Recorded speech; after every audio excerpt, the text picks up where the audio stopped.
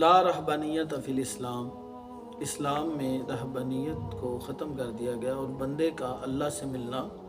آسان کر دیا گیا۔ نبی کریم صلی اللہ علیہ وآلہ وسلم کی بعثت مبارکہ کے بعد یہ کام ہوا۔ اس سے پہلے جتنے بھی ادیان سماویہ تھے ان کے اندر رہبانیت تھی۔ لوگ اللہ کو تلاش کرنے کے لیے، اللہ کا وصال پانے کے لیے جنگلوں میں نکل جاتے تھے، پہاڑوں میں چلے جاتے تھے اور وہاں پتے کھا کر گزارا کرتے تھے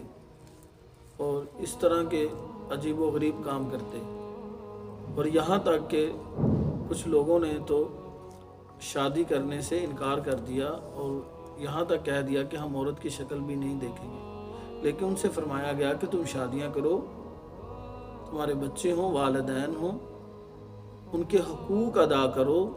جب تم ان کے حقوق ادا کرو گے تو اللہ تمہیں مل جائے گا۔ اور ساتھ یہ بھی ارشاد فرمایا گیا کہ جب تم اپنے والدین کے حقوق کو ادا کرو گے اور اپنے بہن بھائیوں کے حقوق کو ادا کرو گے، معاشرے کے حقوق کو ادا کرو گے تو تمہیں اللہ کی رضا مل جائے گی، اسی میں اللہ خوش ہو جائے گا۔ دیکھیں نا، جس طرح ایک بچہ ہوتا ہے چھوٹا، وہ بول نہیں سکتا، اپنی مجبوری اپنی ضرورت کو بتا نہیں سکتا، لیکن جب وہ روتا ہے یا اپنے کسی ہاتھ کے اشارے سے اپنی والدہ کو بتاتا ہے، بلاتا ہے، تو اس کی والدہ دوڑی ہوئی اس کے پاس چلی آتی ہے اور اس کی بات کو سنتی ہے۔ تو اسی طرح انسان اگر اپنی نیت کو درست کر لے اور اپنی نیت کو صالحہ کر لے تو اللہ تبارک و تعالیٰ جو 70 ماؤں سے زیادہ پیار کرنے والا ہے، اپنے بندے کی بات کو ضرور سنے گا۔ حضرت شاہ ولی اللہ رحمۃ اللہ علیہ نے ایک مثال دی ہے کہ گاؤں میں آپ نے دیکھا ہوگا کہ اکثر عورتیں اپنے سروں پہ مٹکے رکھ کے پانی کا لے کر آ رہی ہوتی ہیں اور آپس میں باتیں بھی کرتی ہیں، ہنسی مذاق بھی کرتی ہیں اور کہکا بھی لگاتی ہیں، لیکن نپا تلاسا لگاتی ہیں اور اپنے قدم کو بھی پھونک پھونک کے رکھتی ہیں، اور ان کے دل میں یہ خیال، ان کے ذہن میں یہ خیال ہوتا ہے کہ ہمارے سر کے اوپر جو گھڑا ہے پانی والا وہ نہ گر جائے۔ تو شاہ صاحب فرماتے ہیں مومن کی مثال بھی اسی طرح ہے کہ جب مومن کاروبار کرتا ہے،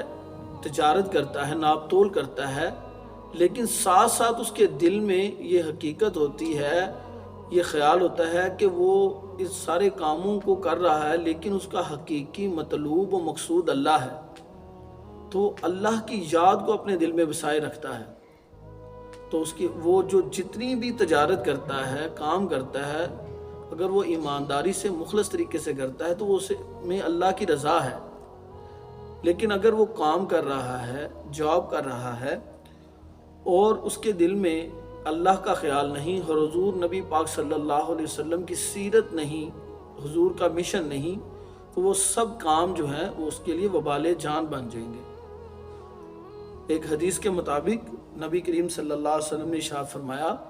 کہ اگر تم بڑھ چڑھ کر تجارت میں حصہ لینے لگو، بیلوں کو، جو یہ بیل ہوتے ہیں، بیلوں کی دموں کو پکڑ لو اور زراعت میں من لگا لو اور جہاد کو چھوڑ دو، یعنی برائی کے کاموں کے خلاف تو تمہارے اندر جذبہ برائی کو روکنا چھوڑ دو، تو اللہ تعالیٰ تم پر ایک ذلت مسلط کر دے گا اور وہ اسے اس وقت تک تم سے دور نہیں کرے گا جب تک تم واپس اپنے دین کی طرف نہیں آ جاتے۔ تو اس حدیث مبارکہ کے مطابق ہمیں دنیا میں رہ کر کام بھی کرنا ہے، محنت بھی کرنی ہے اور اس دنیا کے اندر تمام چیلنجز کا سامنا بھی کرنا ہے اور معاشرے میں ترقی بھی کرنی ہے، لیکن ہمارا مشن جو ہوگا وہ یہ ہوگا کہ ہم رسول اللہ صلی اللہ علیہ وسلم کے